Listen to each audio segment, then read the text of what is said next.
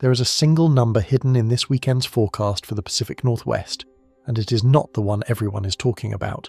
It is the overnight low, 65 degrees, a number that sounds almost pleasant and is, in fact, the most dangerous thing on the page. Because the last time this region broke heat records with nights that refused to cool, more than 1,000 people died, quietly, indoors, while the rest of the country watched the daytime thermometers. This weekend, the records are falling again, in the same place, in the same season, with the same fingerprint. It is milder this time. The pattern is identical. And that is the terrifying implication we need to talk about. If you want the kind of breakdown that reads the danger most forecasts miss, take a second to like this video and subscribe. It genuinely helps the channel grow. Then tell me in the comments whether your own summer nights have been getting warmer where you live. Let us get into it. Part 1. The warning on the forecast. There is a sentence sitting quietly inside a weather forecast this weekend, and almost nobody is reading it the way they should. It is a small line, the kind that scrolls past on a phone between the high temperature and the chance of rain, and it says that the overnight low will only fall to about 65 degrees. That is the line. That is the one that should make the back of your neck go cold, and by the end of this you're going to understand exactly why a number that sounds almost pleasant is the single most dangerous thing on the page. Right now, as this is being recorded, the Pacific Northwest is sitting under a heat warning. The National Weather Service has placed the Portland metro area under an extreme heat warning, with temperatures climbing to between 95 and 100 degrees, and that warning runs all the way through Tuesday night. A little further north, the forecasters in Seattle have written something that is easy to miss and hard to forget once you see it. They expect record daytime high temperatures to be broken along the Interstate 5 corridor, today and again tomorrow, and they have named the cities by name. Seattle, Olympia, places that, in the imagination of most of the country, are supposed to be cool, grey and damp. That word, record, does a lot of quiet work here, and it matters more in this corner of the map than almost anywhere else in the country. When a city in the desert southwest sets a heat record, it is a story about degrees on top of an already enormous pile of degrees. When the Pacific Northwest sets a heat record, it is a story about a region that was never built for heat at all suddenly being asked to survive it. This is a maritime place. It is a place of evergreen forests and ocean fog and summers so mild that, for generations, air conditioning was treated as a luxury nobody really needed. So when the records start to fall here, it is not just weather. It is a region being pushed into territory it has no muscle memory for. Let me paint you the place, because the geography is part of why this matters. The Pacific Northwest sits in the upper left corner of the country, hemmed in by the Pacific Ocean on one side and the Cascade Mountains running down the middle like a spine. That ocean is the secret to the region's whole personality.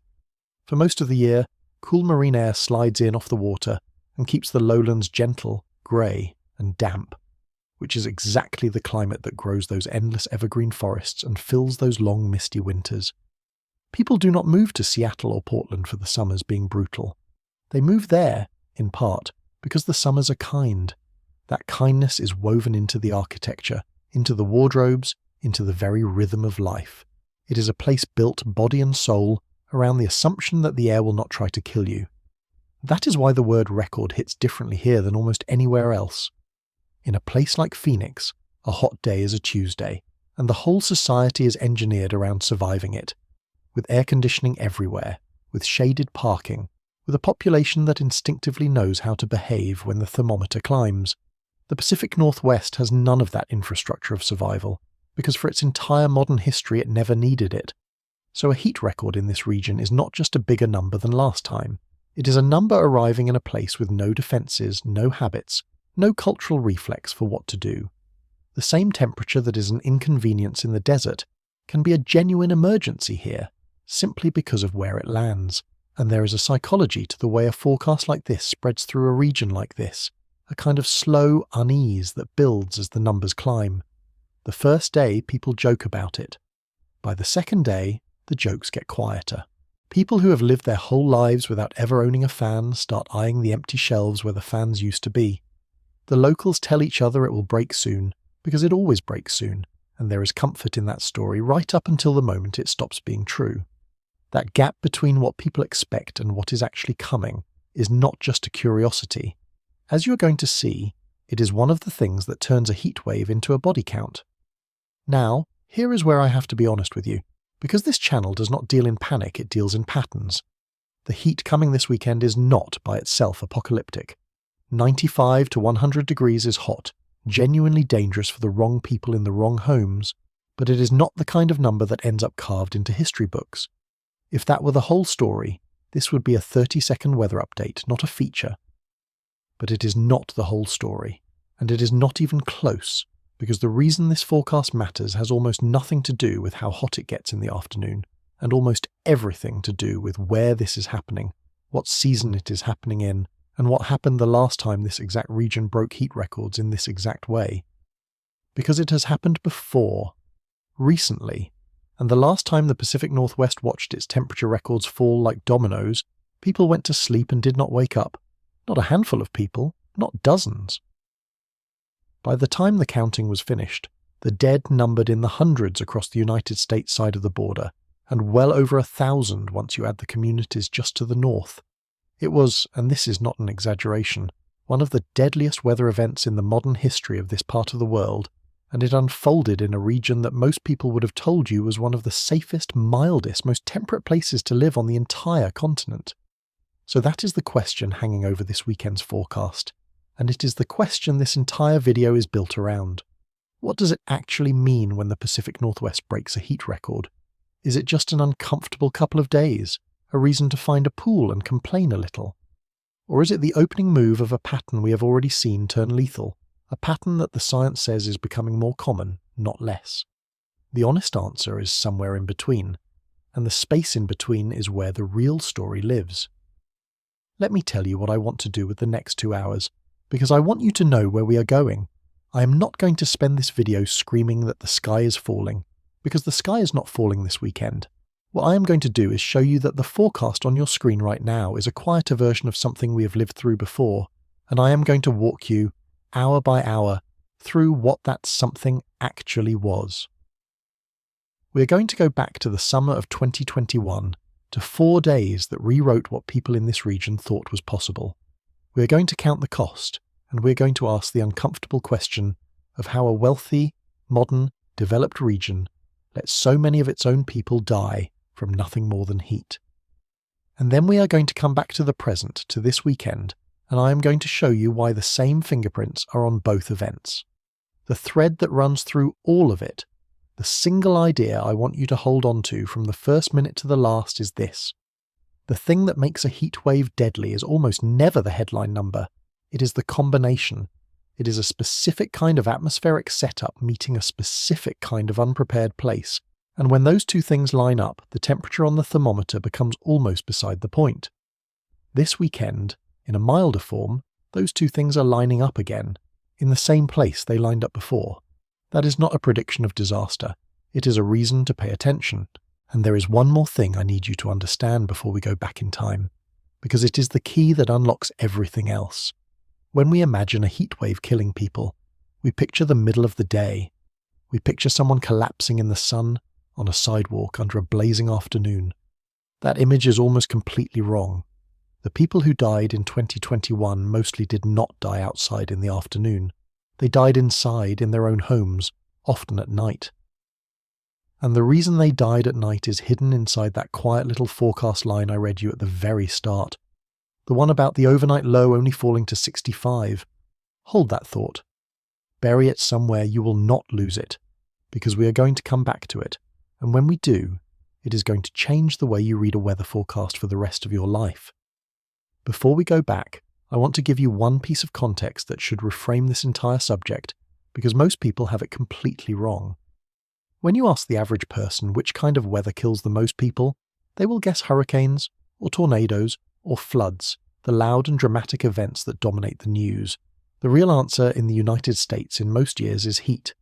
By many measures, heat is the deadliest form of weather in the country, quietly taking more lives in a typical year than hurricanes, tornadoes, and floods. It does not arrive with a name or a forecast cone or dramatic footage. It just settles in, and people die, and the rest of us barely notice. So the subject of this video is not some minor weather curiosity. It is the single most lethal atmospheric hazard we face, showing up in the one region least equipped to handle it. and yet our collective fear is aimed almost entirely in the wrong direction. We brace for the storm and we shrug at the heat, even though the heat is the better killer of the two. That mismatch between the real danger and the felt danger is woven through this entire story, and it is one of the reasons 2021 became as deadly as it did. People did not feel afraid, because heat does not feel like the kind of thing that should be feared, right up until the moment it has already done its work. If you take nothing else from these first few minutes, take this. The quiet hazards are often the deadly ones, and heat is the quietest and deadliest of them all. For now, though, we have to go back. We have to go back to a stretch of days when the Pacific Northwest stopped feeling like itself, when the forecast went from hot to alarming, to numbers that simply did not look real. We have to go back to 4 days in June. Part 2, 4 days in June. Imagine you are a meteorologist in the Pacific Northwest in the last week of June, 2021. You have spent your whole career in a place where the summers are gentle, where a hot day means the upper 80s, and everybody acts like the world is ending in the most charming possible way. And now you're staring at your models, and the models are showing you something that your training tells you should be almost impossible. They are showing you a ridge of high pressure building over the region, with a strength that, in the language of your field, sets records of its own.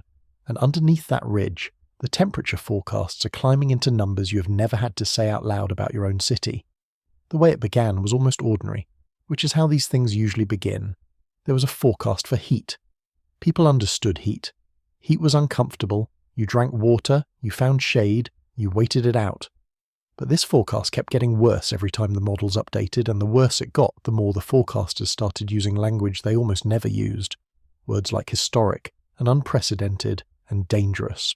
By the time the event actually arrived, the National Weather Service officers in the region were essentially begging people to take it seriously, and you could hear, underneath the careful professional wording, something that sounded a lot like fear.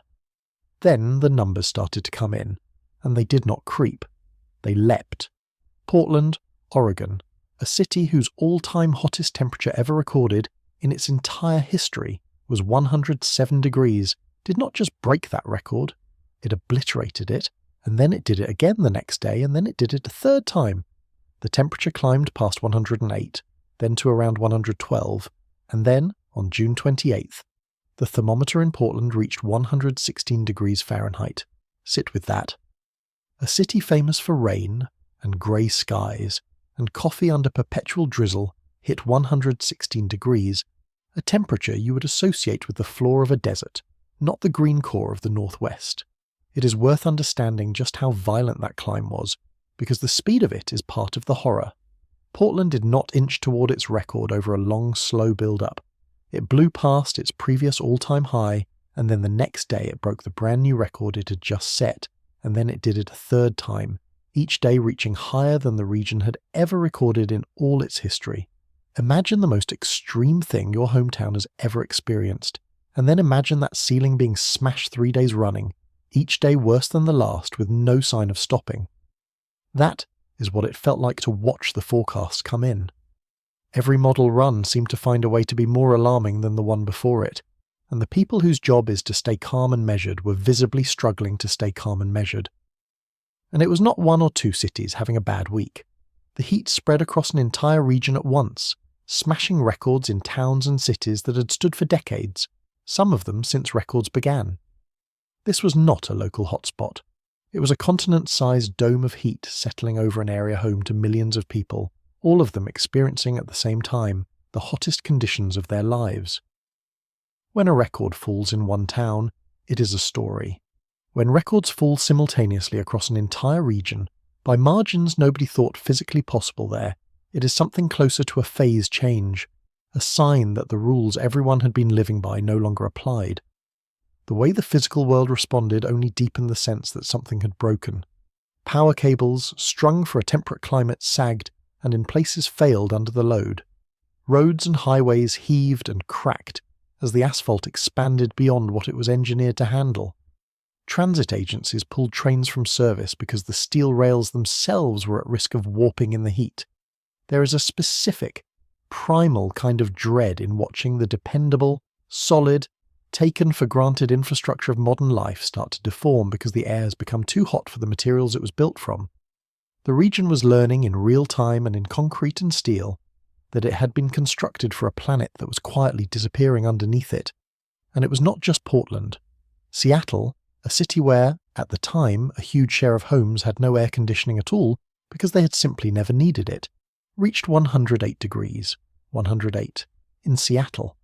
If you have ever been to Seattle, if you have ever stood by that water with the mountains in the distance and felt that cool marine air, you understand how deeply wrong that number is.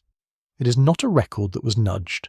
It is a record that was broken by a margin that left the people who study these numbers genuinely shaken. The physical world started to respond in ways that looked like something out of a disaster film. Roads buckled, the pavement heaving and cracking as the asphalt expanded past its limits. Power cables sagged and in some places failed. Transit systems shut down because the infrastructure itself, the steel and the concrete and the wire, had been built for a climate that no longer fully existed. There is a particular kind of dread that comes from watching the built world, the solid, dependable world of roads and rails, start to warp because the air itself has become too hot for it. This was a region discovering, in real time, that it had been constructed for a planet that was quietly slipping away. But the moment that truly broke the scale, the moment that should be taught in schools, happened just across the border in a small village in British Columbia called Lytton. On June 29, 2021, the temperature in Lytton reached 49.6 degrees Celsius. For those of us who think in Fahrenheit, that is 121.3 degrees. I want to be very precise about what that number means because it is almost difficult to believe. That was the hottest temperature ever recorded anywhere in Canada, in the entire history of the country. It was hotter than any temperature ever officially recorded anywhere in Europe. It was hotter than Las Vegas has ever been, and Lytton sits at roughly 50 degrees north latitude. Let me put that in perspective for you because the latitude is the part that should stop you cold. 50 degrees north is up near the line that separates the United States from the Canadian prairies. It is farther north than essentially the entire lower 48 states. This is not a place that is supposed to flirt with the hottest readings on Earth. This is a place of mountains and rivers and cool pine air. And for one impossible afternoon, it was hotter than the Sahara is on an average day. Then came the part that turned a heat record into a symbol of something much larger. The very next day, June 30th, a wildfire swept through Lytton, and most of the village burned to the ground. The town that had just set the national heat record was, within about 24 hours, largely gone. Heat into fire, one catastrophe handing off directly to the next, a compound disaster compressed into a single place and a single day. If you wanted one image to capture what an extreme heat event can become when it lands on dry, primed land, it is the village of Lytton, record-breaking one afternoon and in ashes the next. What I want you to feel, as much as understand, is how time itself seemed to warp during those days. A normal heat wave has a shape to it. It builds, it peaks, it breaks, and you can see the end coming, which makes the middle bearable. This had no visible end. Day after day the dome sat there, the temperatures refused to retreat, and the nights, which were supposed to bring mercy, brought almost none.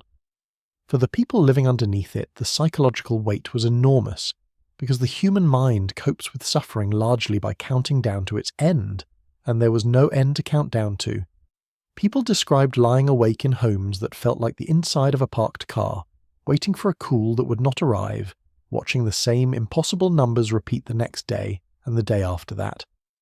The scale of it is hard to hold in your mind because we are not talking about a single unlucky town.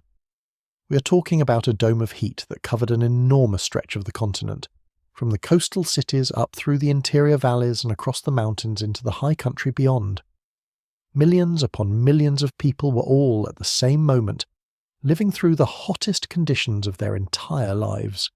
The records did not fall one at a time in scattered places. They fell in clusters across whole states and provinces at once, in towns that had kept weather records for over a century and had never seen anything remotely close. When that many long-standing records break simultaneously, by the kind of margins that were being recorded, you are no longer looking at an unusual event. You are looking at the climate of a region stepping, for a few days, completely outside the boundaries of its own recorded history. and there was a particular cruelty in how the region's own identity worked against it. This was a place that took quiet pride in not needing to fear the weather, a place where toughing it out was a point of character, where people had spent their whole lives being told, correctly, that the heat always breaks. That very confidence, earned over generations of mild summers, became a trap, because it told people there was nothing to fear at the exact moment there was everything to fear. The story a region tells itself about its own climate is not just a cultural detail. In 2021, for far too many people, it was the difference between taking the warning seriously and deciding to wait it out one more night. For the people living through it, the feeling was not statistical. It was disbelief sliding into something closer to terror. The dome of heat sat over the region and it would not move. Day after day, the air refused to cool, the nights refused to bring relief, and a population that had spent its whole life trusting that the heat would always break began to realize that this time it was not breaking on schedule. There is a specific psychological weight to a disaster that simply will not end, that grinds on past the point where your body expects rescue. That weight settled over millions of people, and it did not lift for days. Now I want to pull us back to the thread, because this is exactly where the connection to this weekend lives. The thing that made 2021 so extreme was a ridge of high pressure of record strength parked in place, refusing to move, holding warm air over the region through the day and crucially through the night. This weekend, over the same region, there is a ridge of high pressure. It is weaker, it is milder, it will break sooner.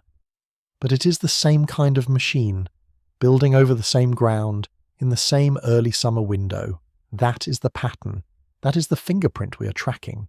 And yet, for all the spectacle of the temperatures, for all the buckled roads and the burning village and the impossible numbers, the temperatures were not actually the disaster.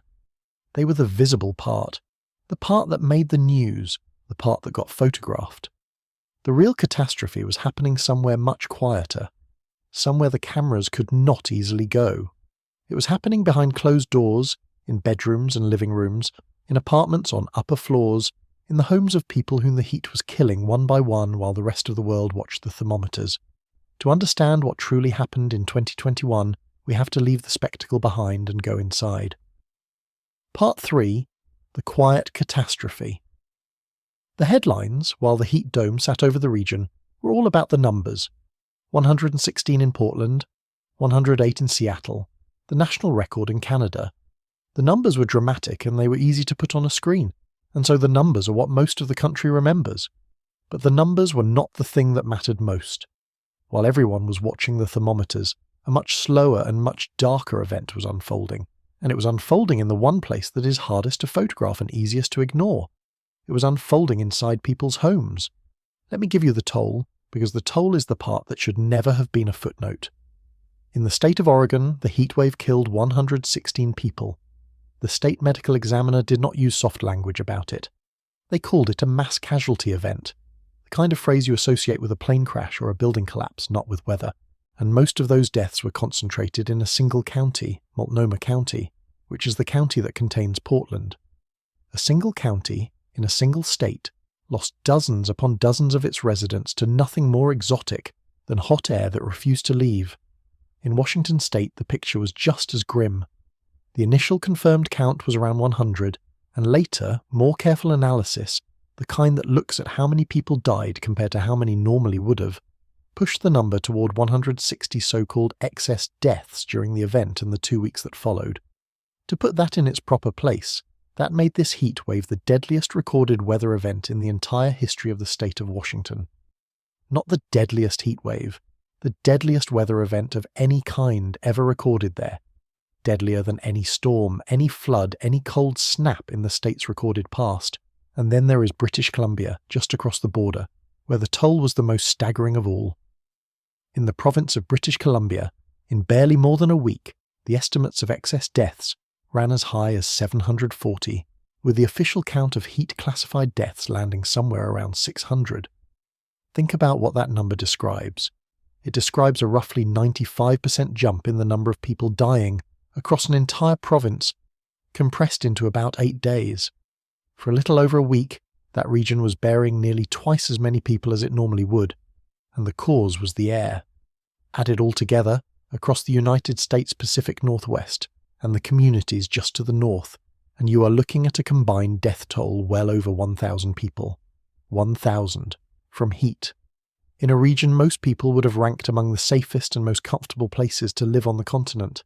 And here is the part that makes it so haunting. There was no single image of it. There was no flooded city, no flattened neighbourhood, no dramatic before and after. There was no rubble. The disaster left almost no visible mark because it killed people quietly, indoors one at a time, and then the temperatures dropped and the roads unbuckled and the world moved on as if very little had happened. That is the strange and terrible nature of a heat disaster. A hurricane announces itself. An earthquake leaves ruins you can stand in front of and point at. A flood draws a line on the wall that stays there for years. But a heat wave kills invisibly and then erases its own evidence.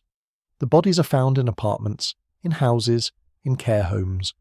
The coroners and the medical examiners are overwhelmed, working through a backlog of the dead, while outside the sun comes back to a normal strength and the survivors go back to their lives.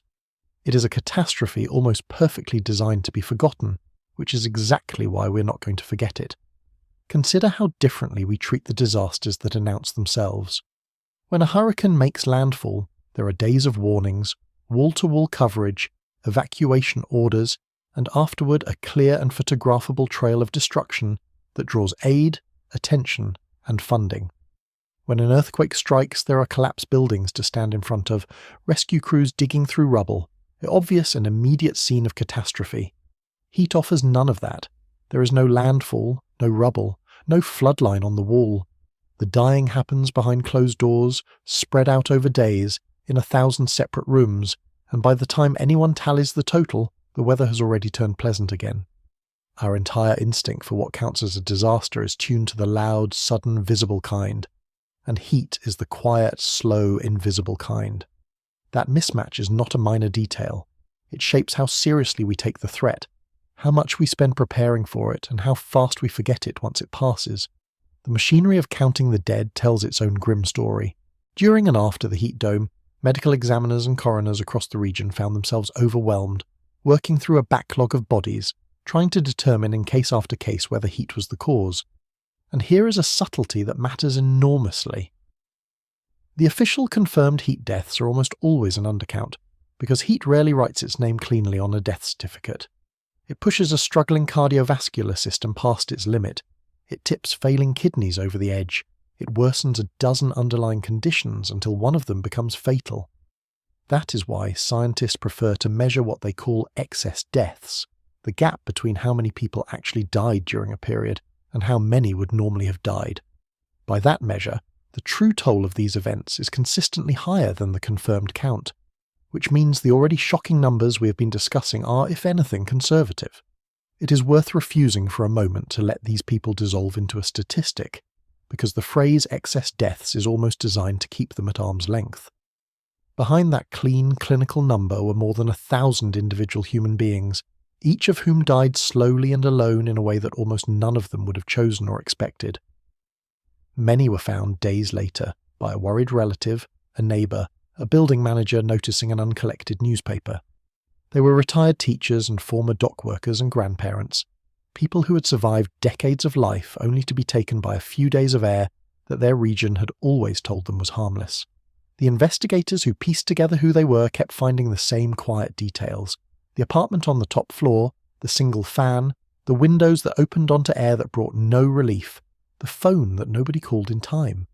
There is a question of dignity buried in how we treat a disaster like this, and it connects directly to whether we prevent the next one. When a hazard kills visibly and dramatically, we honour the dead with attention, with memorials, with money to rebuild and prepare. When a hazard kills invisibly, we tend to look away, and the dead become a line in a report that most people never read. But that looking away has a cost that lands on the living, because a society that does not reckon with how its people died does not feel the urgency to keep it from happening again. The relative handful of dollars and attention that flow toward heat preparation, compared to the enormous resources marshalled for storms and floods, is a direct consequence of heat's invisibility. The quiet nature of the dying becomes, in a grim feedback loop, one of the reasons the dying is allowed to continue. That is precisely why we are spending 2 hours on it instead of 2 minutes. The single most powerful thing that can change the math of the next heat dome is for ordinary people to understand in advance that this is what a heat disaster actually looks like. Not a dramatic collapse in the afternoon sun, but a slow, quiet, preventable death behind a closed door at night. Once you can see it clearly, you cannot unsee it, and you become the kind of person who makes the phone call, who checks on the neighbour, who takes the warm night forecast seriously.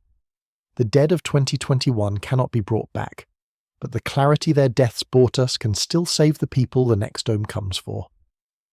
There is also a lag built into our understanding of these disasters, and that lag is dangerous in itself. It took weeks, in some cases months, for the full scale of the 2021 toll to come into focus as the excess death analyses were completed and the medical examiners finished their work. By the time the real number was known, the public attention had long since moved on. The heat had broken, the news cycle had rotated, and the disaster had quietly become the largest mass casualty weather event many of these places had ever recorded, almost entirely after everyone stopped looking. A catastrophe that reveals its true size only after the cameras have left is a catastrophe that is very easy for a society to underestimate, and underestimating heat is precisely the habit that this region, and increasingly the rest of us, can no longer afford. Who were they, the more than 1,000 people who died? This is the question that takes the story from statistics to something you can actually feel.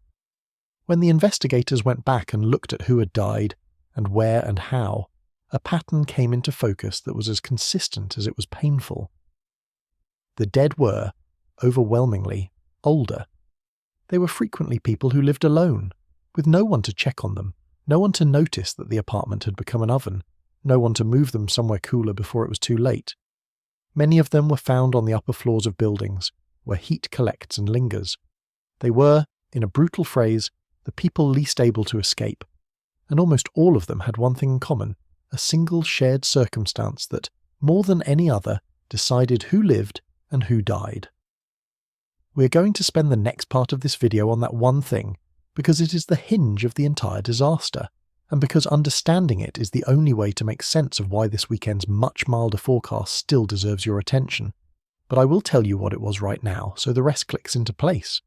The people who died, by and large, had no way to cool the air around them. They had no air conditioning, and in the part of the world where this happened, that was not a personal failing or a rare misfortune. It was the norm. It was how almost everyone lived, because in the Pacific Northwest, for as long as anyone could remember, you simply never needed it. So the thread holds, and it tightens. The heat dome was the weapon, but the weapon only killed because of where it struck. It struck a region that had built its entire way of life, its homes, its habits, its sense of what summer even was, around the assumption that dangerous heat was something that happened to other places. That assumption was about to be tested again this weekend, in a milder form, on the same ground. And the test comes down to a question that sounds almost too simple to matter, but that turns out to decide everything.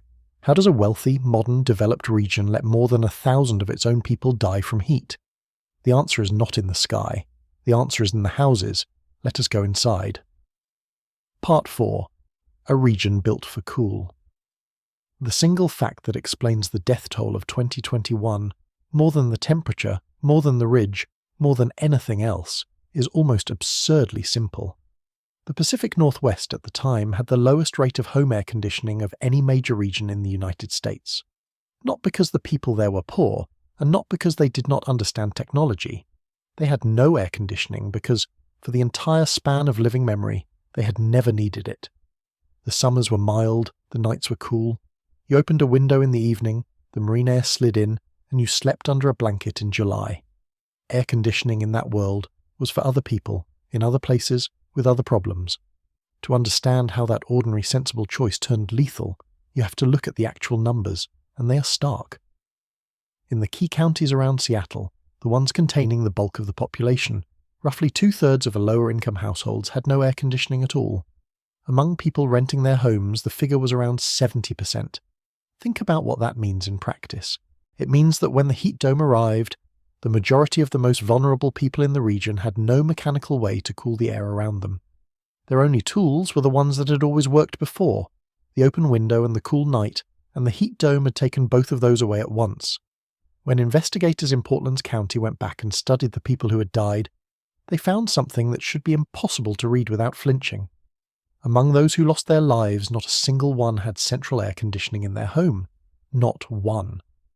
Of the people who died, only about 15% had even a portable air conditioning unit, the kind you wheel up to a window, and of those few, investigators found that barely any were actually working properly.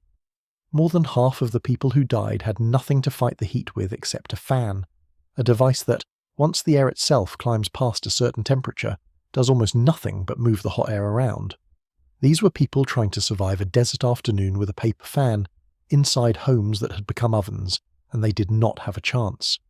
Now you have to understand why the homes themselves were part of the trap, because this is the piece people overlook. Houses in the Pacific Northwest were not designed to shed heat. They were designed to hold it, because for most of the year that is exactly what you want in a cool, damp climate. They had the kind of construction, the kind of insulation, the kind of dark roofing that traps warmth and keeps a home cozy through a long grey winter. They often had limited cross-ventilation, because nobody had ever needed to flush hot air out in a hurry. So when the heat came, these homes did precisely what they were built to do. They captured the warmth and they held on to it, and they kept holding on to it day after day, turning the very feature that made them comfortable in February into the thing that killed in June. There is an asymmetry in how our society treats heat and cold that quietly set the stage for the disaster, and it is worth spelling out. In cold climates, we long ago decided that a warm home in winter is a basic necessity, not a luxury.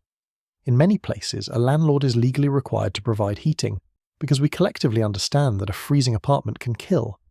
But there is rarely any equivalent requirement to provide cooling in summer, because for generations we assumed that cold kills and heat merely annoys.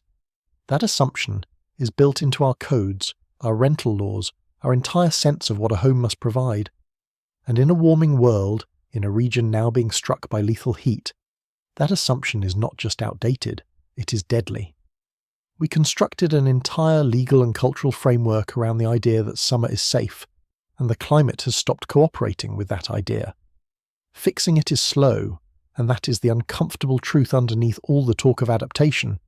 You cannot rewrite a region's housing stock in a few years. The buildings standing today are mostly the same buildings that stood during the disaster, built the same way, holding heat the same way. Retrofitting millions of homes with cooling, upgrading the electrical systems to handle it, changing the laws to require it, all of that takes time the climate is not necessarily going to give us. So when we ask whether the region is ready for the next dome, part of the honest answer is that it is still living inside the same houses that failed it before. The walls that trapped the heat in 2021 are, for the most part, still standing, still waiting, still ready to do exactly what they did the last time. There is a cruel economics buried in all of this, and we should say it plainly because it is true of nearly every heat disaster on record. Heat does not kill randomly. It kills along the exact lines of who has money and who does not, who is young and who is old, who has someone checking on them and who is alone. The people who died were disproportionately the elderly, whose bodies regulate temperature less effectively and who often take medications that make heat more dangerous. They were disproportionately the poor, who could not simply go out and buy a cooling unit or check into a hotel. They were disproportionately renters, who did not own their homes and could not modify them, and they were disproportionately people living alone, with no one in the next room to notice that something had gone terribly wrong. Heat is the most quietly unequal of all disasters, and 2021 proved it in the most painful way imaginable. Researchers have a name for this pattern, the cooling divide, and once you see it, you cannot unsee it. A renter cannot simply install central air conditioning in someone else's building, and in many places landlords are under no obligation to provide it. So the people who rent, who are disproportionately younger, poorer and older at the two ends of life, are left at the mercy of a window unit they may not be allowed to install or able to afford. Even for those who could buy a portable cooler, there is a second barrier that is easy to overlook, which is the fear of the electricity bill. People on fixed incomes, having survived their whole lives without cooling, will sometimes refuse to run a unit they do own, rationing it or leaving it off, because they are terrified of a bill they cannot pay. The result is that the very people whose bodies can least withstand the heat are the ones most likely to be sitting in a hot room with the cooling switched off. Age itself stacks the deck in ways most people never think about. As we get older, our bodies simply become worse at regulating temperature. We sweat less efficiently, we sense heat and thirst less acutely, and we're far more likely to be taking medications that interfere with the body's cooling system. Some common cardiac medications blunt the body's ability to respond to heat. Some drugs reduce sweating directly. Diuretics deepen dehydration, so an older person can be in genuine danger well before they consciously feel that anything is wrong. Their body's alarm bells quietly disconnected by age and medicine at the exact moment they most need them. Add social isolation to that. An older person living alone with no one to notice the apartment has become an oven, and you have assembled piece by piece the precise profile of who died in 2021. So when we ask whether this weekend will be different, we are really asking whether that profile has changed. Are there fewer isolated elderly people in homes without cooling than there were a few years ago? Somewhat in some places. But the cooling divide does not close quickly, and the people on the wrong side of it are the same people who were on the wrong side of it before. That is the uncomfortable continuity that links the disaster of the past to the forecast of the present. But there was also something deeper at work than money and housing, something that lived in people's minds, and it may have been the most dangerous factor of all. It was disbelief. The people of the Pacific Northwest had spent their entire lives in a place where heat was never the enemy. They had a lifetime of evidence telling them that summer was gentle, that the heat always broke, that you could always tough it out for a day or two. So when the warnings came, a great many people did exactly what their experience told them to do. They waited it out. They told themselves it was just a hot spell. They did not go to a cooling centre because in their whole lives they had never needed one, and the idea that the weather in their mild green region could actually kill them simply did not fit inside their understanding of the world. That gap between what was happening and what people believed could happen was where a lot of the dying occurred, and it happened fast. This is the part that I think people underestimate the most. We imagine that heat gives you plenty of warning, that you would feel yourself getting too hot and you would do something about it. But for a vulnerable body, in a home that has already soaked up days of heat, the slide from uncomfortable to dangerous to fatal can happen inside a single afternoon. Heat stroke does not always feel like a clear emergency from the inside. It can come with confusion, with disorientation, with a strange lethargy that makes the person less and less able to recognize that they are in danger and act to save themselves. Someone can sit down in the heat feeling merely tired and slip past the point of no return without ever fully understanding what is happening to them. That is how you get a mass casualty event with no sirens, no panic, no dramatic moment. Just a region of people quietly overwhelmed in their own living rooms. So let me bring this back to the thread, because this is the exact point where the past reaches forward and touches this weekend. The disaster of 2021 was not simply caused by heat. It was caused by heat landing on a specific kind of vulnerability, a region without cooling, with homes that trap warmth, with a population that did not believe it was in danger. And the question for this weekend, as the records fall again over the same ground, is how much of that vulnerability has actually changed? Have enough homes added cooling? Have enough people updated their sense of what is possible? Or is the region still, underneath the surface, the same unprepared place it was, just waiting for a stronger dome than the one coming this weekend? We will get to that answer, and it is more complicated than you might hope. But before we do, we have to confront the single most counterintuitive fact in this entire story, the one I asked you to bury somewhere safe back at the very beginning.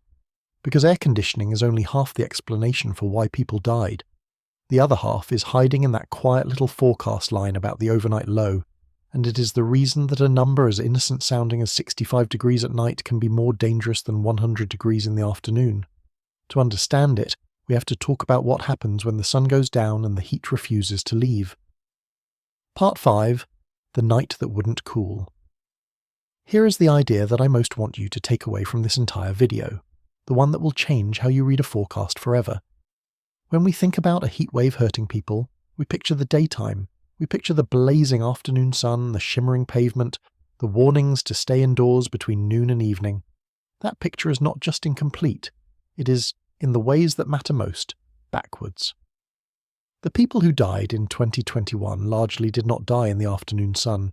They died indoors, and a great many of them died at night, and the reason is something almost nobody thinks about until it is far too late. Your body has a remarkable ability to endure a hot day, as long as it gets one thing in return. It needs the night to cool down. Across the long history of our species, the deal has always been the same. The day can be brutally hot, but when the sun sets, the temperature falls, the air gives back the heat it absorbed, and your body gets a window, a stretch of hours in which it can finally shed the strain of the day and recover. Your pulse settles, your core temperature drops back toward normal, you reset and you wake up able to face the heat again. That nightly reset is one of the quiet foundations of how human beings survive hot climates at all. Take it away, and everything changes. Now picture what happens when the night does not cool. Picture a home with no air conditioning during the heat dome of 2021. All day long the sun pours energy into that building, and the building designed to hold warmth drinks it in. The walls absorb it. The furniture absorbs it. The very structure of the home becomes saturated with heat. Normally the cool night air would pull all of that back out through the open windows, and by morning the house would be livable again. But during the dome, the night air was not cool, so the heat that went into the house during the day had nowhere to go, it stayed. And the next day, more heat poured in on top of it, and the next night again none of it left. The result was that homes did not just get hot. They got hot and then they stayed hot and then they got hotter day after day, in a relentless upward ratchet. And here is the detail that I find genuinely chilling, a detail that comes straight out of the studies done afterward. In many of these homes, the indoor temperature did not peak in the afternoon. It peaked late in the evening, around 11 o'clock at night, hours after the sun had gone down. The hottest, most dangerous moment inside these homes was happening at the exact time their occupants were lying down to sleep, exhausted, dehydrated, with no relief coming and no understanding that the most lethal hours of the day were the ones they were sleeping through. This is why the overnight temperature is the real signature of a killing heatwave, more than any daytime high. A single scorching afternoon followed by a cool night is survivable for almost everyone, because the body gets its reset. But a string of warm nights, one after another, with no recovery window in between, is what actually overwhelms the human body. The strain accumulates. Each night the body fails to fully recover. It starts the next day a little further behind, a little more depleted, a little closer to the edge. For a young, healthy person, you can absorb several days of that before it becomes truly dangerous. For an older person, or someone with a weak cardiovascular system or struggling kidneys, the margin is far thinner, and a few warm nights in a row can be enough to end a life. The medical reality underneath this is worth understanding, because it makes the danger concrete. When your body cannot cool itself, it works harder and harder to try. It pushes blood to the skin to release heat, which strains the cardiovascular system. It sweats until it runs short of fluids, which thickens the blood and stresses the kidneys. The core temperature begins to creep upward, and once it climbs past a certain point and stays there, the body's proteins and organs begin to suffer real damage. Sustained heat is not a discomfort that the body shrugs off overnight. It is a continuous assault, and without the nightly reset, the assault simply never pauses. The organs that fail first are the ones that were already vulnerable, which is why the old and the sick die first. There is a beautiful and fragile piece of biology underneath all of this that the warm nights quietly sabotage. Every night, your body naturally lowers its own core temperature as part of the process of falling asleep. That small internal cooling is part of how sleep is triggered and sustained, and it depends on being able to shed heat into a cooler environment around you. When the air around you never cools, your body cannot complete that nightly drop, and so sleep itself becomes broken, shallow, and unrefreshing. Now stack the consequences. You're not only failing to recover from the heat, you're also losing sleep, and sleep deprivation on its own degrades the body's ability to handle stress of every kind. Each warm night you become a little more depleted, a little less resilient, a little less able to cope with the heat that tomorrow will bring. It is a downward spiral, and for a fragile body it does not take many turns of that spiral to reach the bottom. Meteorologists actually have a term for nights that stay dangerously warm, and it is worth knowing because you will start to notice it. They call them tropical nights, nights where the temperature never drops below a certain threshold. In a tropical climate, bodies and buildings are adapted to that. In a temperate place like the Pacific Northwest, a string of tropical nights is a profound shock to a system that has always counted on the cool dark to bring relief. And this is the precise reason a simple fan is not the safeguard people assume it is. A fan works by helping sweat evaporate off your skin, which cools you, but only as long as the air is cooler than your body. Once the air temperature climbs near or above your skin temperature, a fan stops cooling you and can actually start pushing heat onto you, like a convection oven, all while giving you the dangerous false comfort of a breeze. People have died in front of running fans, reassured by the moving air right up until the end. This changes what actually protects a person once the air turns dangerous, and it is worth knowing in concrete terms. When the air is hotter than the body, the defences that work are the ones that bypass evaporation altogether. Getting to genuinely cooled air, a library, a shopping centre, a designated cooling centre, is the single most reliable thing a person can do. Wetting the skin and clothing with cool water, soaking the feet in a basin, pressing something cold to the neck and the wrists, these all help because they pull heat away from the body directly, rather than depending on sweat that can no longer evaporate. And while drinking water is essential, it is not by itself enough, because no amount of hydration will cool a body that is sitting in air which will not let it release heat. Hydration keeps you in the fight, it does not win it. The cruel arithmetic, again, is that the people most likely to die are the least likely to have any of these options available to them. An isolated older person on the upper floor of a building without cooling has no cool room to retreat to, and often no one to bring them ice or drive them somewhere safe. And every one of these defences quietly assumes the same thing, that the heat will eventually relent enough at night to let the body and the home recover. Take away the cool night, and even a person doing everything right is slowly losing ground, a little more each day. The night is the reset. When the night stops cooling, the defences begin to fail one by one, which is the whole reason that quiet line on this weekend's forecast deserves your attention more than the headline high. This is why I keep dragging your attention back to that one line in this weekend's forecast, the overnight low. It is not a side detail, it is the single most predictive piece of information about whether a heat event will be merely unpleasant or genuinely deadly, and it is the exact ingredient that links 2021 to the present. Learn to read it, and you will understand the danger before it arrives. Now I want you to go back in your mind to that quiet line in this weekend's forecast, the one I read you at the very beginning. The overnight low is expected to fall only to around 65 degrees, with, in the forecaster's own words, little to no overnight relief. 65 degrees at night sounds almost pleasant. If someone told you the low tonight would be 65, you would not feel a flicker of alarm. But now you know what to look for. You know that the danger of a heat wave is not written in the daytime high. It is written in the nighttime low, in the number that tells you whether your body and your home will get the chance to reset.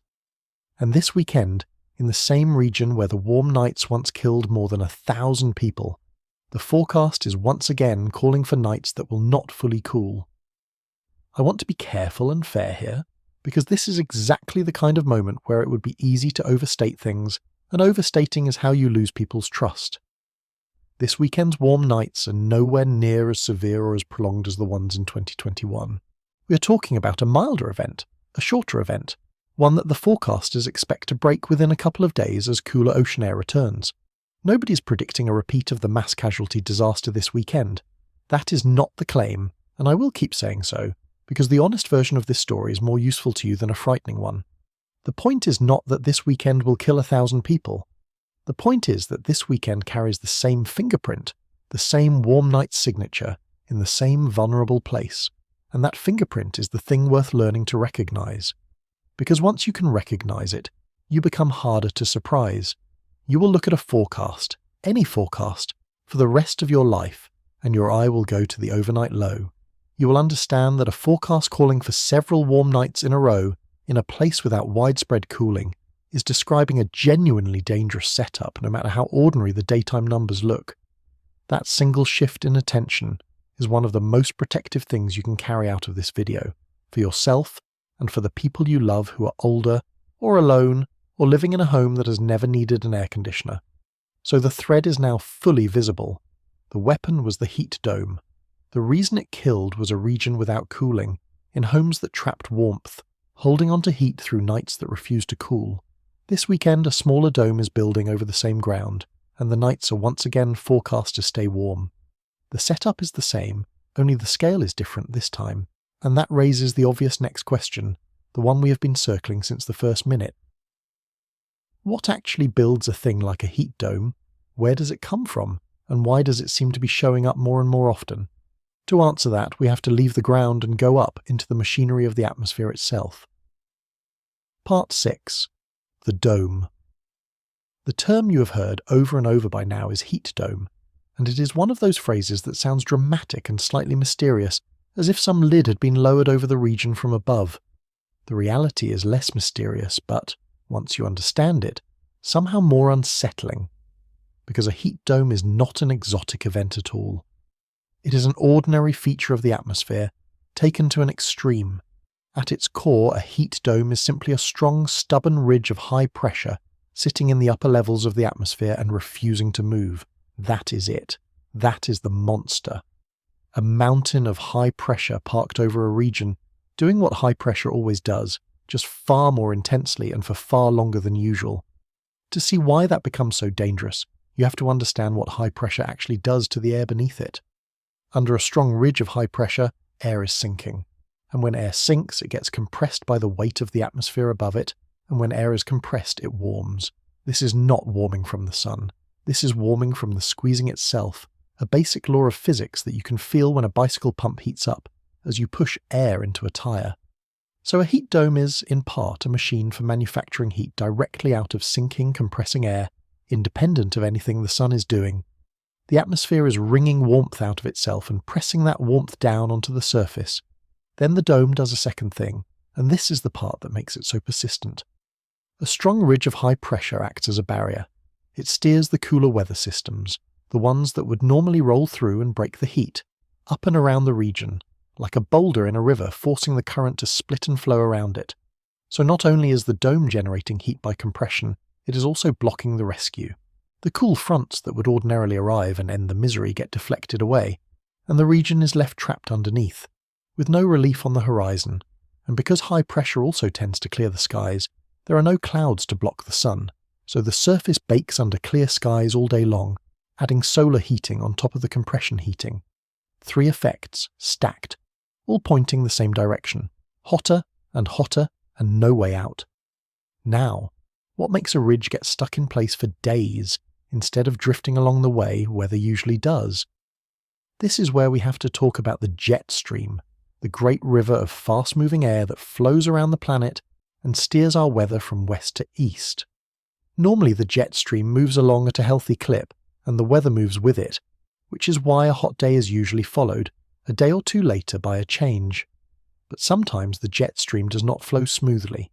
Sometimes it buckles into enormous loops, great waves that bulge far to the north and dip far to the south.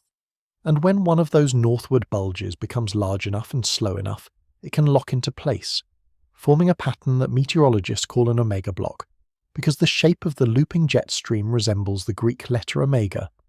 Under the top of that omega sits the ridge, and under the ridge sits the trapped baking region. When the block locks in, the heat can last for days, because the entire steering current has essentially stopped moving.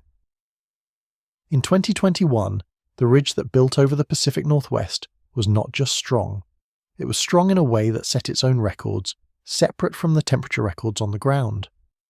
By the measures that meteorologists use to gauge the intensity of these pressure systems, the configuration over the region was near the very edge of what had ever been observed there, an atmospheric setup so extreme that it sat at the far tail of the historical record. This is part of why the temperatures broke their old marks by such shocking margins. The engine driving the heat was itself operating at a setting the region had essentially never seen. This brings us to a question that scientists are actively wrestling with right now, and I want to be careful to label it as an open question rather than settled fact, because honesty about uncertainty is the whole point of this channel. The question is whether a warming planet is making these stuck, looping jet stream patterns more common. The reasoning goes like this. The jet stream is driven, in large part, by the temperature difference between the cold Arctic and the warmer middle latitudes, but the Arctic has been warming faster than almost anywhere else on Earth. As that temperature difference shrinks, some scientists argue, the jet stream may weaken and become wavier, more prone to those big, slow looping patterns that lock heat domes in place. If that hypothesis is correct, then a warming world is not only making the air hotter, it may also be making the atmosphere more likely to trap the hot air over a region for days at a time. The science here is genuinely unsettled, and reasonable researchers disagree about how strong the effect is, but the idea is squarely mainstream, and it is one of the most important open questions in the field. There is one more amplifier worth understanding, because it helps explain how these events can blow past the numbers anyone expected, and it is grimly elegant. It has to do with the ground itself. When soil is moist, a lot of the sun's energy goes into evaporating that moisture, rather than heating the air, which is nature's own form of cooling, the same reason sweating cools your skin. But when the soil has already dried out, that cooling mechanism is gone.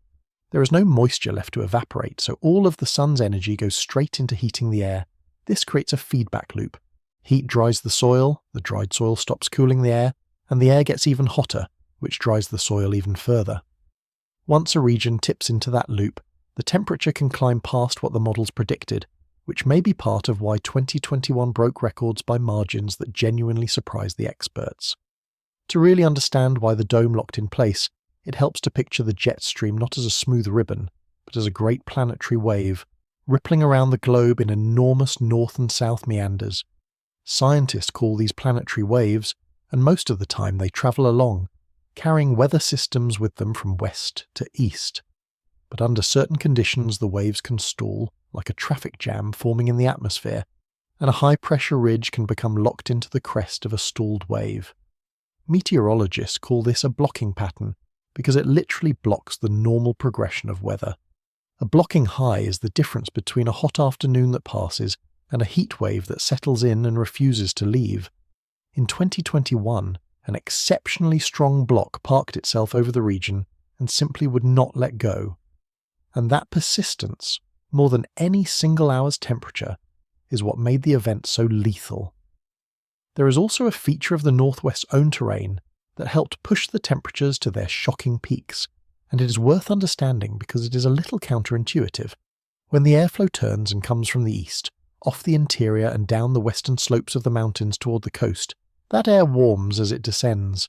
It is the same compression heating we talked about, but happening as the air sinks down the terrain, so the closer you get to the lowlands, the more the descending air has been heated on the way down. During the event, that downslope flow added an extra layer of warming on top of everything else, helping to drive places near sea level to temperatures that belong in the desert. It was a stack of mechanisms, each one piling onto the last: the compression of the dome, the clear baking skies, the blocked escape routes, the drying soil, and the downslope warming all aligned at once. A perfect, terrible configuration. And this is the difference between an ordinary summer ridge and a killing dome, a distinction worth holding on to. Every summer brings ridges of high pressure and warm spells. Those are normal, and the region shrugs them off. What made 2021 different was the strength of the ridge, near the edge of anything ever recorded there, combined with how completely it locked in place, combined with the warming baseline underneath it. Strength, persistence, and a loaded baseline. When all three line up, an ordinary feature of summer becomes a mass casualty event.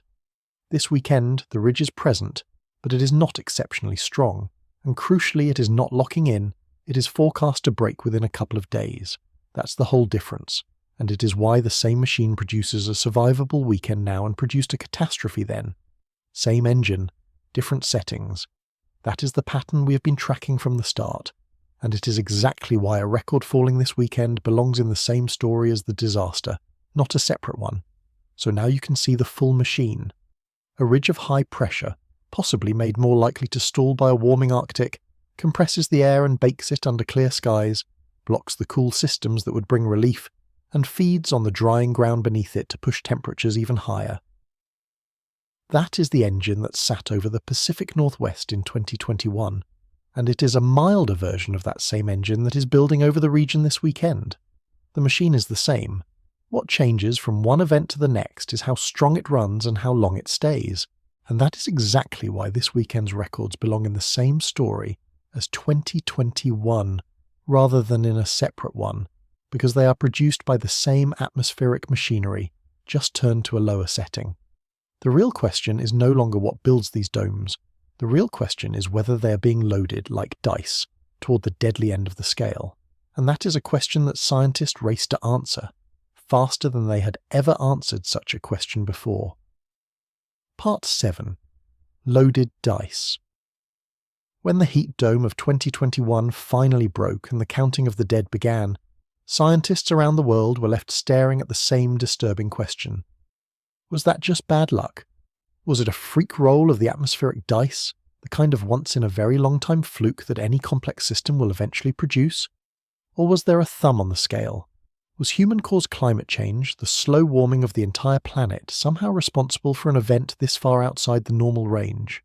For most of the history of climate science, those questions were considered almost impossible to answer about a single specific event. You could talk about long-term trends, but pinning one particular heatwave on climate change was thought to be beyond reach. That had changed, and 2021 became one of the clearest demonstrations of how much it had changed.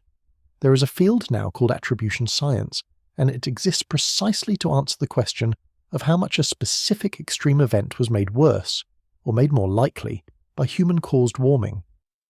After the heat dome, an international team came together to do what is called a rapid attribution study, an analysis designed to deliver a rigorous answer in a matter of weeks rather than years, while the event was still fresh.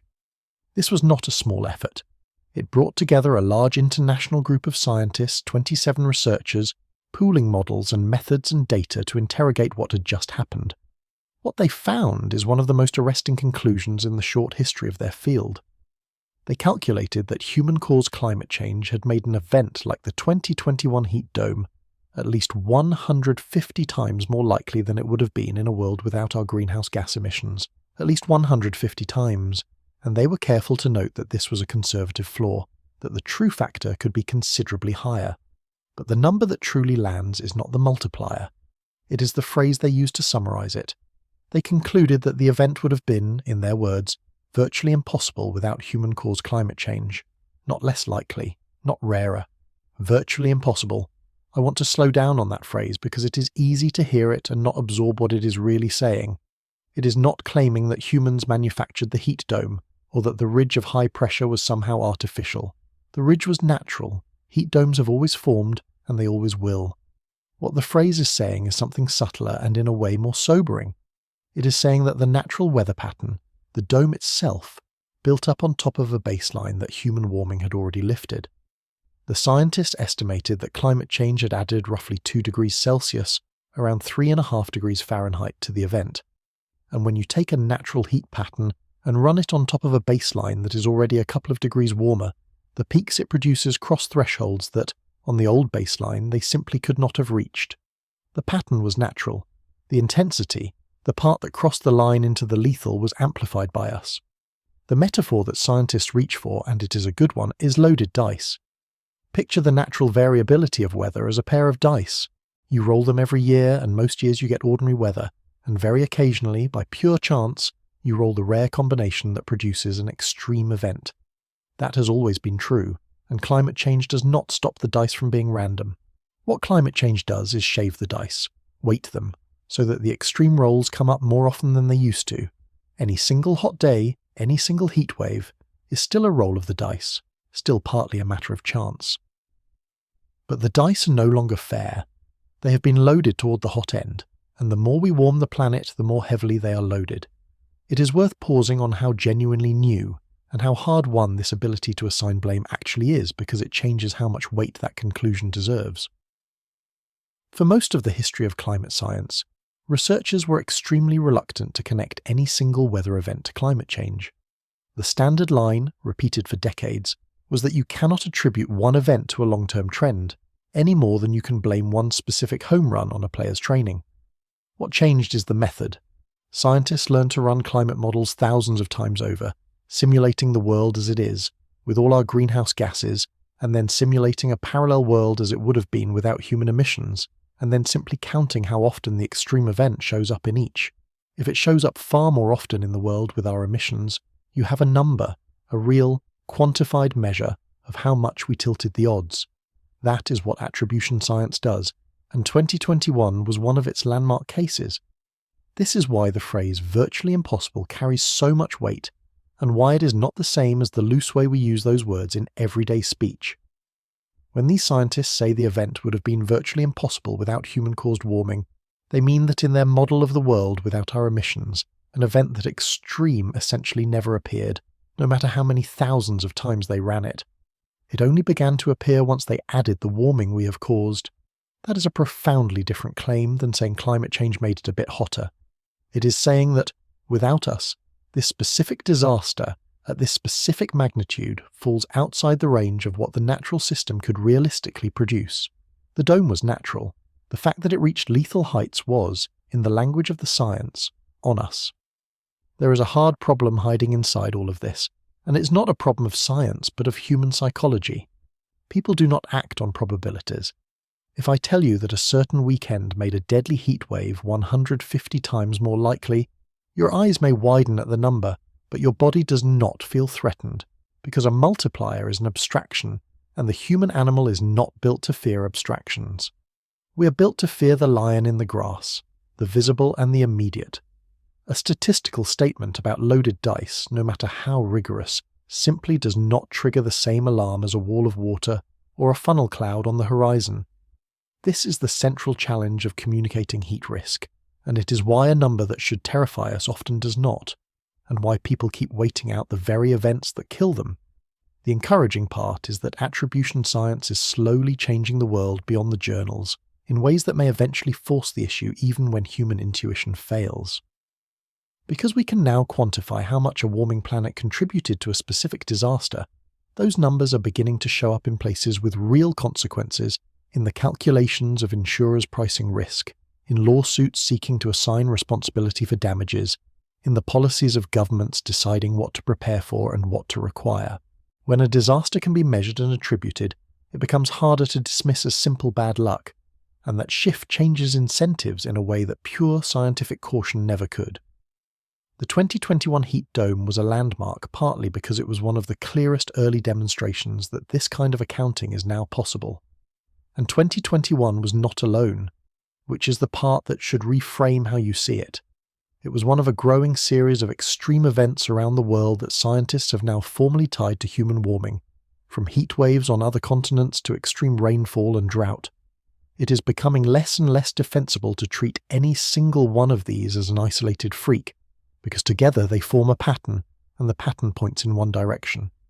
So when you look at the records falling over the Pacific Northwest this weekend, the honest scientific framing is not that it is a coincidence, and not that it is the apocalypse. It is that you are watching one more sample from a system that we have measurably tilted toward extremes, in the same place where that tilt already produced a catastrophe once. That is the thread, and the science has made it almost impossible to look away from, and the responsibility flows in both directions, which is the part I find oddly hopeful underneath the dread. If our emissions are loading the dice, then our choices also determine how heavily they get loaded from here. The recurrence math we just walked through, the shift from a 1,000-year event to a once-a-decade event, is not fixed destiny. It is a function of how much more we warm the planet, which is a function of what we do next. That is the thread tightening again. This weekend's record is a sample from a distribution we are actively reshaping, for better or worse, and the science is telling us, with a confidence it could not have managed even a couple of decades ago, that the shape of that distribution is in our hands. And here is the part of the attribution work that should genuinely keep you up at night, the part that bends the whole story toward the future and toward this weekend. The scientist estimated that the 2021 event, in the climate of 2021, was something like a once-in-a-1,000-year event. That sounds reassuring at first. 1,000 years. We will not see another one for ages. But then they ran the numbers forward, and the reassurance evaporated. They found that with only a little more global warming, roughly another 0.8 of a degree Celsius, less than 1.5 degrees Fahrenheit, an event like that could shift from once every 1,000 years to once every 5 to 10 years. Read that again.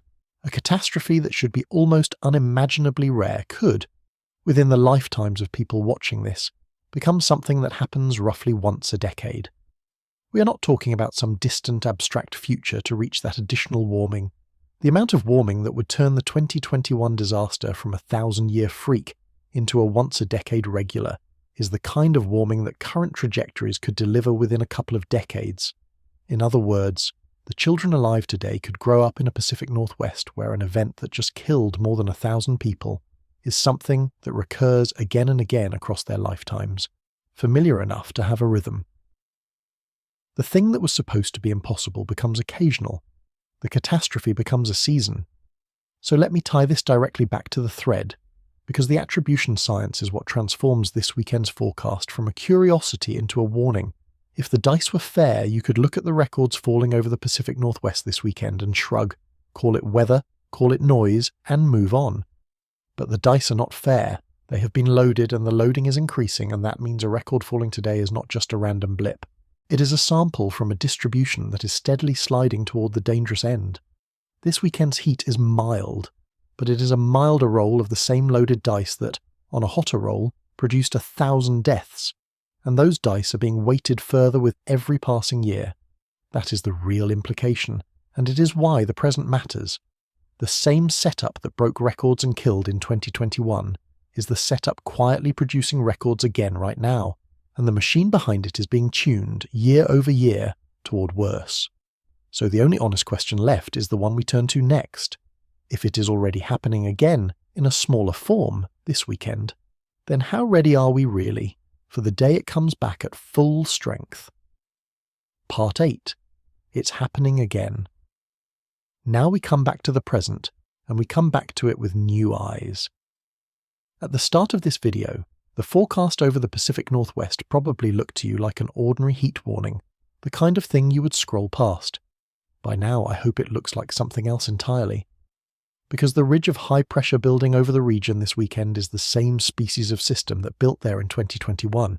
It is weaker, it is smaller, it will break sooner. But it is recognizably the same machine, building over the same ground, in the same early summer window, and it is producing the same result. Falling temperature records, accompanied by the same quiet warning sign, nights that will not fully cool. Let me hold myself to the guardrail I promised you at the start, because this is the moment where it matters most, and because the honest version of a story is the only version worth your time. 95 to 100 degrees is not 116. This weekend is not a repeat of 2021, and anyone who tells you it is selling you fear instead of facts. The 2021 event was a once-in-a-very-long-time extreme, a dome of near-record atmospheric strength sitting for days over the region. What is happening this weekend is a much more modest event, the kind of heat that, in a hotter world, is becoming an increasingly normal part of summer. I am not here to tell you this weekend will kill 1,000 people. It will not. Saying so plainly is what protects the part of the argument that actually matters, and here is the part that actually matters, the part that survives every honest caveat I can throw at it. Same place, same season, same 2 ingredients, an extreme ridge of high pressure paired with overnight temperatures that refuse to drop. Those are the exact 2 fingerprints that turn 2021 lethal, and they are both present, in milder form, this weekend. The scale is different. The signature is identical. And once you understand that the signature is what matters, you stop being able to dismiss a record-breaking weekend as mere noise, because you know what that signature is capable of when the dial gets turned higher. There is something else happening this weekend that makes the whole picture even stranger, and it tells you something important about the state of the atmosphere right now. While the Pacific Northwest bakes under its ridge, the eastern half of the country is doing the opposite. A front pushing down out of Canada is ending a stretch of heat in the east, and behind that front, morning temperatures are crashing into the 40s and 50s, unseasonably cool, almost autumn-like for the middle of June. So at the very same moment, one corner of the continent is setting heat records while another is shivering through morning lows that belong to a different season. And here is the thing to understand. Those 2 opposite extremes are not separate stories. They are 2 ends of the same story. They are both being produced by a single deeply buckled jet stream, looping far to the north over the west, and plunging far to the south over the east, like a rope snapped into giant standing waves. That coast-to-coast whiplash is worth sitting with, because a jet stream that buckles into those giant, slow, locked-in waves is exactly the kind of pattern that builds and holds heat domes in place. When you see the country split into extreme heat on one side and unseasonable cold on the other, you're looking at a snapshot of an atmosphere in an amplified, wavy state, the very state that the scientists worry is becoming more common as the planet warms. It is the same physical setup viewed from a different angle. The heat dome over the northwest and the cold plunge over the east are two symptoms of one underlying condition, and that condition is a jet stream behaving in a way that favours stuck, prolonged extremes. Now lift your eyes from this single weekend to the whole summer in front of us, because that is the right frame. This is, in all likelihood, the first significant heat event of the season for the region, not the last. The danger window is only just opening, and it will stay open for months. What that means, practically, is that the lesson of this weekend is not a one-time thing to file away. It is a habit to carry through the entire summer. Every time a stretch of heat builds over the coming months, the same questions will apply. How strong is the ridge? How long will it stay? And above all, what are the overnight lows doing? You now have the tools to read each of these events as they come, and there will be more of them because the season is young and the dice are loaded. Let me offer you a thought experiment, and I want to be careful to label it clearly as exactly that. A thought experiment, not a forecast. Picture a dome later this summer that is not mild and brief like this weekend's, but strong and stubborn like the one in 2021. Picture it building over the same region, the same homes that still trap heat, the same population where the most vulnerable are still the most exposed.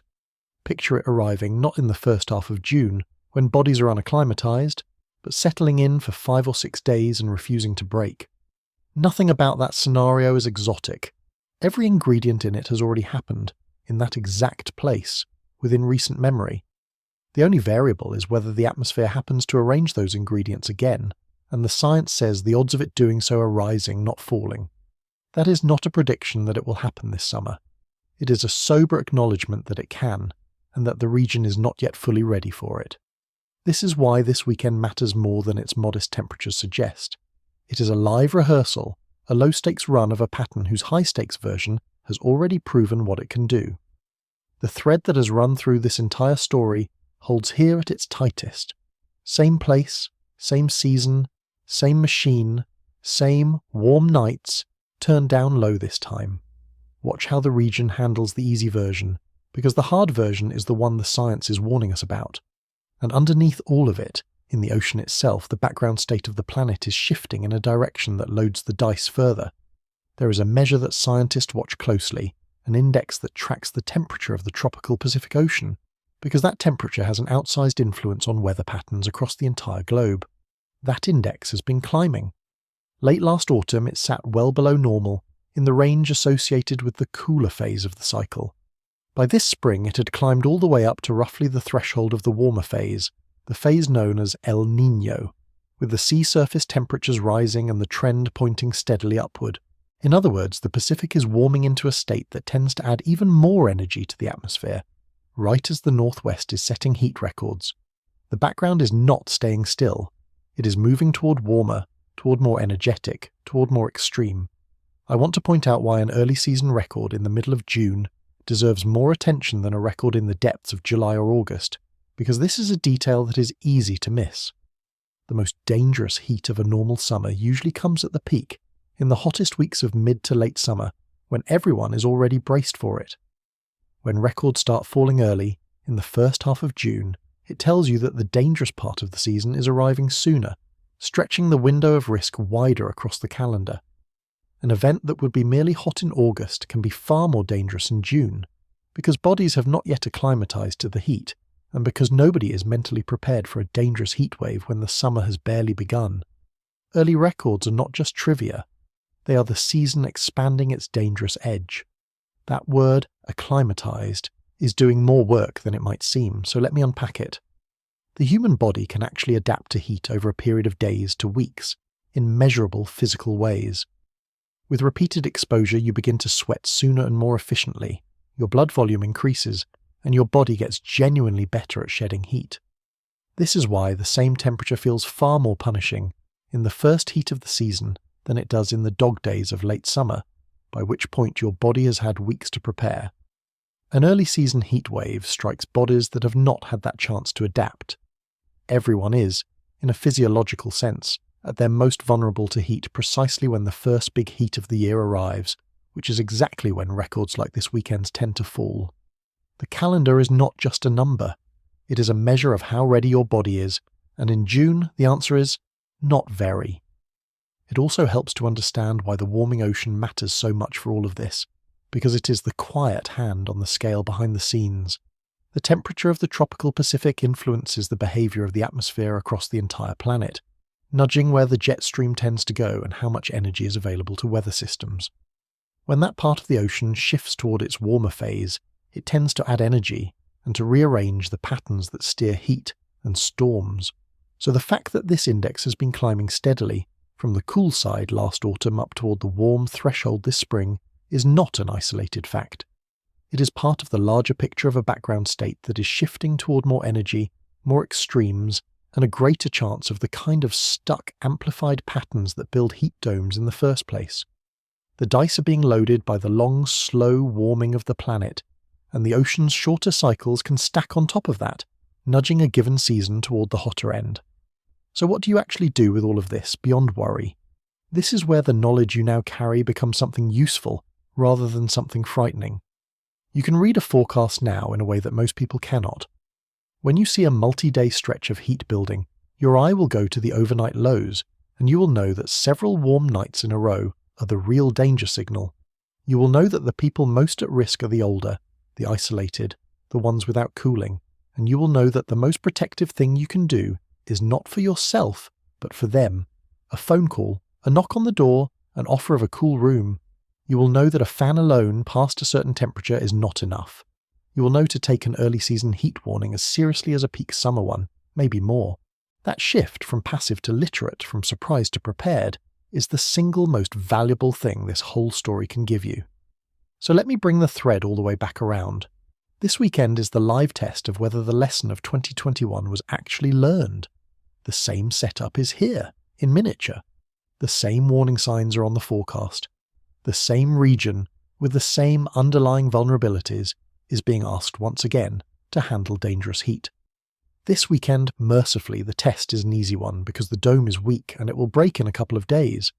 But the easy tests are practice for the hard ones, and the hard ones are coming because the dice are loaded and the loading is increasing, which leaves us with the final and most important question of all, the one everything else has been building toward. When the hard test comes, when a dome at full strength parks over the Pacific Northwest again, will the region be ready this time, or will it be caught the same way it was caught before? Part 9. The Race and the Frontier. Everything we have walked through, the disaster, the bodies in the homes, the machinery in the sky, the loaded dice, all of it comes down to a single question about the future, and it is a question shaped like a race. On one side of the race is the hazard, the heat itself, which the science tells us is growing more frequent and more intense as the planet warms. On the other side is our preparation, our ability to adapt, to protect people, to change our homes and our habits and our cities faster than the heat can kill. The whole story of how the next heat dome plays out comes down to which side of that race is winning. So let us look honestly at both, starting with the encouraging part, because there genuinely is one. Since 2021, the Pacific Northwest has not stood still. The disaster was a brutal teacher, and the region did learn. Cities and counties have expanded networks of cooling centres, public places with air conditioning where people can go when their homes become dangerous. Heat warning systems have been sharpened, with officials now treating extreme heat with some of the same urgency they would give to a storm, issuing the kind of clear, forceful warnings that were still being figured out when the dome hit. There have been programs to help lower-income residents obtain air conditioning units, recognizing that for the most vulnerable, a working cooler is not a luxury but a piece of life-saving equipment, and simply put, more homes in the region now have air conditioning than did before, as a population that once considered it unnecessary updates its sense of what summer can do. That is real progress, and it will save real lives. But now the hard part, the part where honesty requires me to temper the hope. The progress, real as it is, has not erased the underlying vulnerability, and in some ways it cannot, at least not quickly. The oldest and the poorest are still the most exposed, because adaptation costs money, and the people most at risk are the ones with the least of it. The housing itself changes slowly. You cannot rebuild the entire stock of homes in a region in a few years, and the buildings designed to trap warmth are mostly still standing, still trapping it, and there is a cruel twist hidden in the solution itself. As more people install air conditioning and crank it during a heat wave, demand on the electrical grid spikes at exactly the worst moment, and a strained grid can fail, and a power failure during a heat dome turns even an air-conditioned home into a trap. The very adaptation that protects people creates a new vulnerability if the grid cannot keep up. The race is genuinely close, and it is not at all clear which side is winning. The good news is that we actually know what running faster looks like, because cities around the world are already doing it. Some places have begun treating extreme heat with the same seriousness as a named storm, even appointing officials whose entire job is to plan for and respond to heat, and experimenting with naming and ranking heat waves so the public takes them as seriously as a hurricane. Cities are fighting the urban heat island, the way pavement and buildings trap and re-radiate warmth, by planting tree canopy and painting roofs and pavement with reflective coatings that can drop neighborhood temperatures by meaningful amounts. Building codes in some places are being rewritten to treat cooling not as a luxury, but as a basic requirement, the way heating has long been treated in cold climates. And the simplest interventions of all, the early warning systems and the organised check-ins on isolated and elderly residents, cost almost nothing and save lives in direct proportion to how well they are run. But notice the thread running through every one of those solutions. They work best when they are aimed squarely at the people on the wrong side of the cooling divide, the poor, the old, the isolated, the renters, because those are the people the heat targets first. Adaptation that only reaches the people who could already afford to protect themselves is not really adaptation at all, it is just comfort for the comfortable. The real test of whether a region has learned the lesson of 2021 is not whether its wealthy neighbourhoods stay cool. It is whether, the next time a dome builds, the person living alone on the top floor of an old building with a single fan gets a knock on the door in time.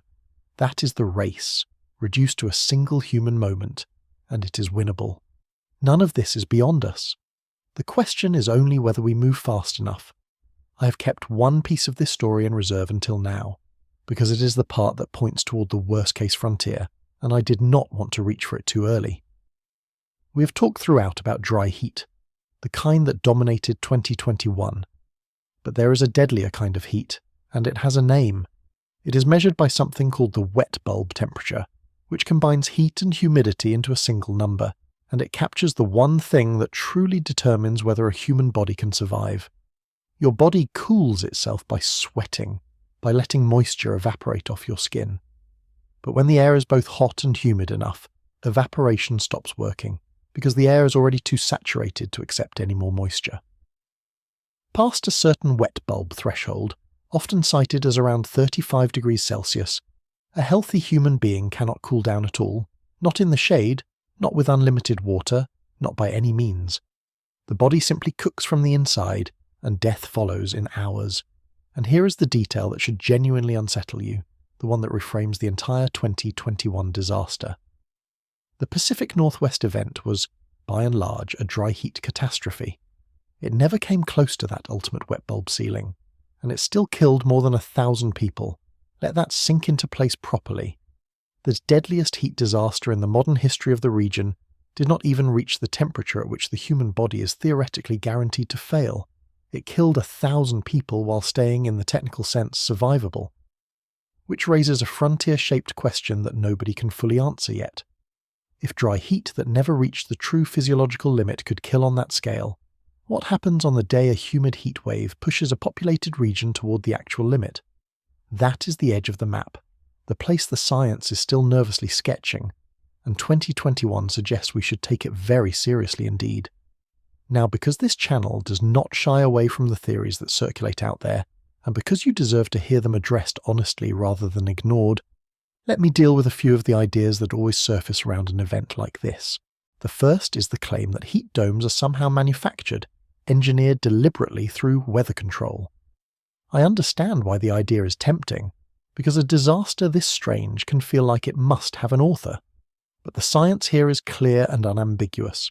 Heat domes are ordinary ridges of high pressure, forecast days in advance, governed by physics we understand well, and there is no technology on Earth capable of creating or steering a continental-scale pressure system. The facilities most often blamed for weather control study the upper atmosphere, not the lower atmosphere weather where heat domes actually live. This is not the place to find the mystery. But, and this is where honesty cuts both ways, there is a real and serious version of the geoengineering conversation that deserves to be separated from the conspiracy version, because confusing the two does everyone a disservice.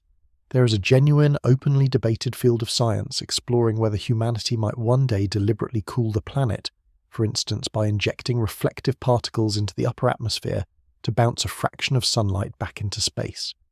It is called solar radiation management, and it is intensely controversial among scientists who argue about its risks and its ethics in the open, in journals, at conferences. That is real. But notice the crucial difference. That is a proposed response to warming, something being debated as a possible future tool, not a secret cause of today's heat waves. The conspiracy says they are heating us on purpose. The actual science is debating whether we might one day cool ourselves on purpose. Those are opposite things, and keeping them straight is how you stay genuinely informed instead of merely alarmed. There is one more idea worth raising, and this one is not a conspiracy at all, but a legitimate peer-reviewed line of scientific inquiry, which is exactly why I want you to hear it. For decades, the pollution we pumped into the air, particularly tiny sulfate particles from burning dirty fuels, had a hidden side effect. Those particles reflected some sunlight, which masked a portion of the warming we were causing. As we've cleaned up that pollution, including recent rules cutting the sulfur in shipping fuel, we have removed some of that reflective haze, and some scientists argue this may be unmasking warming that was always there, letting more heat through than before. This is not fringe. It is a real, debated hypothesis in the scientific literature, and it is a good example of how the genuinely unsettling idea is often the one sitting quietly in the journals, not the one shouted online. So where does all of this leave us as the heat builds over the Pacific Northwest this weekend? It leaves us with a choice, and the choice is the whole point. The hazard is rising, the science is clear about that.